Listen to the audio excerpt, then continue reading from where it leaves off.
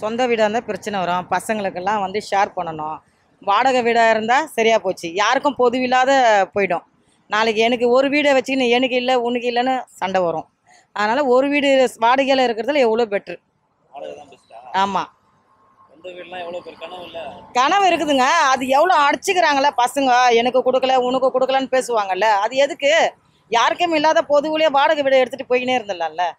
சொல்லுங்க. என்னை பொறுத்த வரைக்கும் வாடகை வீடு தான் பெஸ்ட்டு.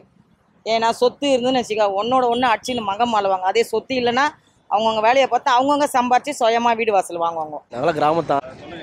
கண்டிப்பாக சொந்த வீடு. வாடகை வீடு வாடகை கட்ட கொடுத்து யார்? நானும் இப்போ கல்யாணம் பண்ணி 25 வருஷமாக வாடகை வீட்டு தான் இருக்கிறேன். ஒரு நாளைக்கு சம்பாதிக்க வருமானத்துக்கு 6000 7000 கொடுத்து வாடகை கொடுத்து எப்படி நம்ம சமாளிக்க சொல்லுங்கள்? சொந்த வீடு தான் பெஸ்ட்டு. நம்ம இஷ்டத்துக்கு ஆண்டுக்கலாம். வாடகையும் கொடுத்துட்டு ஹவுஸ் ஓனர் பிரச்சனையும் பார்த்துக்கின்னு எல்லாம் பண்ணிட்டு நம்ம குடும்பம் நடத்த முடியுமா? நீ வாங்குற சம்பளத்துக்கெல்லாம் சொல்லுங்கள். வாடகை வீடு தான் பெஸ்ட்டு.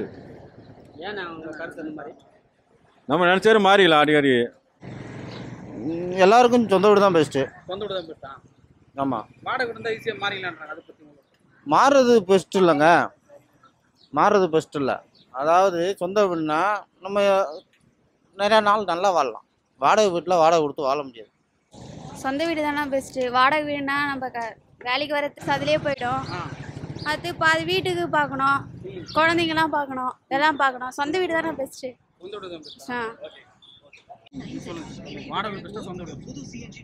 எனக்குமே சொந்த வீடு தான் பெஸ்ட். என்ன ரீசன் கேட்குறீங்களா? சரி, ரீசனில் மெயினாக என்ன? வாடகை வீட்டில் உங்கள் விருப்பப்படி நீங்கள் இருக்க முடியாது, சொந்த வீட்டில் உங்கள் விருப்பப்படி இருக்கலாம். அவ்வளோதான் வித்தியாசம்.